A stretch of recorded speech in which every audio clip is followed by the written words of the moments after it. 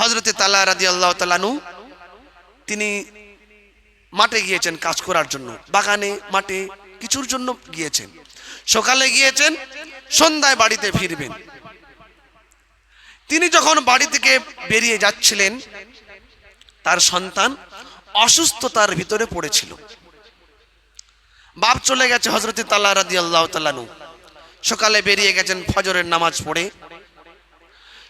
সন্ধ্যায় আসবেন।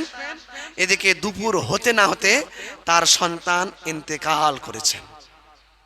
তালহা রাদিয়াল্লাহু তাআলা আনহুর স্ত্রী অর্থাৎ তালহা রাদিয়াল্লাহু তাআলা আনহুর সন্তানের মা এক ফোঁটা কান্না করেননি।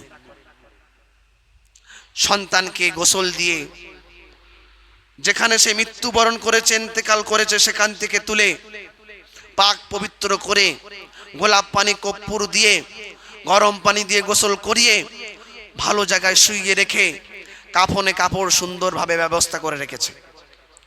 স্বামী এসেছে সন্ধ্যাবেলায়, এসে জিজ্ঞাসা করছে আমার ছেলে কেমন আছে। স্ত্রী বলছেন আপনার ছেলে আল্লাহর রহমতের ভিতরেই আছেন। স্বামী জিজ্ঞাসা করছেন আমার ছেলে কেমন আছে। স্ত্রী বলছেন আপনার ছেলে আল্লাহর রহমতের ভিতরেই আছেন। স্বামীকে ভালো করে তাকে খেদমত করলেন, স্বামীর খেদমত করলেন, গা হাত পা মুছিয়ে দিলেন, তার সামনে খানা পেশ করলেন, খানা খাইয়ে দিলেন, বিছানায় শুতে গেলেন স্বামী স্ত্রী দুজনা মিলে। এমন সময় স্ত্রী বসে স্বামীকে বলছেন, স্বামী আমি শুনেছি আল্লাহর নবীর আপনি বড় মাপের সাহাবী। বলে হ্যাঁ, আমি আপনার কাছ থেকে একটি মাসআলা জানতে চাই।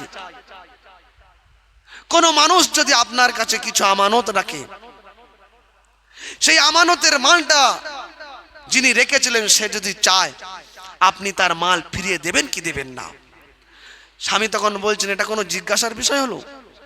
আমার কাছে কেউ যদি আমানত রাখে সে চাইলে দিতে হবে সঙ্গে সঙ্গে আমানতের মাল।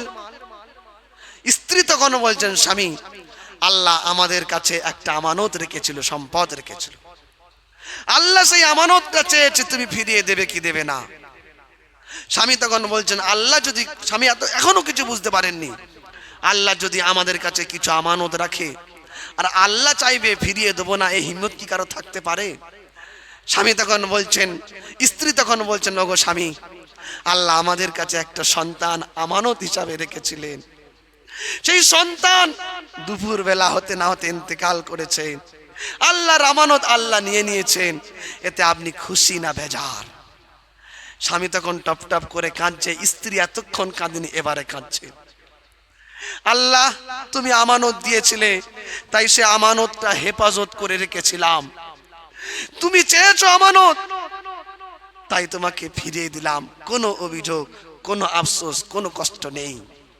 চিন্তা করেছেন একজন নারী, একজন মা সন্তান চলে যাওয়ার পরও কেন তার চোখ থেকে পানি পড়ে না?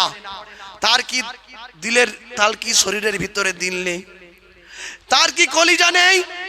সে কি 32টা নাড়ি ছিঁড়ে সন্তানকে জন্ম দেয়নি? সে কি সন্তানকে জন্ম দেওয়ার সময় জিহাদের ময়দান মতো রক্তাক্ত হয়নি?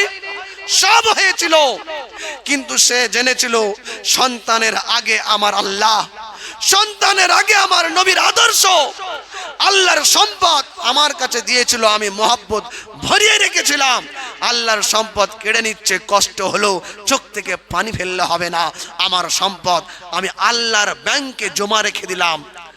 আবার আখিরাতে গিয়ে আল্লাহকে বলবো আল্লাহ তুমি তো সেই আল্লাহ যেটা একবার বান্দাকে দাও ফিরিয়ে নাও না, তুমি দুনিয়ার রুলস অনুযায়ী ফিরিয়ে নিয়েছিলে, আখিরাতে এসেছি আমার মাল সম্পদকে ফিরিয়ে দাও, এজন্য আমি আল্লাহর ব্যাংকে জমা রেখে দিলাম। একটা নারীর ভিতরে যখন আল্লাহর ভয় আর নবীর তরিকা ঢুকে যাবে, আল্লাহর কসম সে ঘর জান্নাতের টুকরো হয়ে যাবে।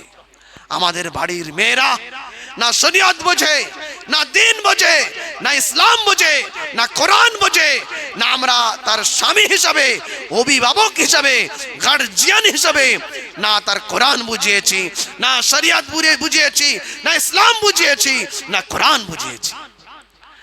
তারা চিন্তা করছেন তালহা রাদিয়াল্লাহু তাআলা নূর স্ত্রী এবং তিনি কোন মাপের নবীর যুগের সাহাবা আজমাইন রাদিয়াল্লাহু তাআলা আনহুমরা তারা।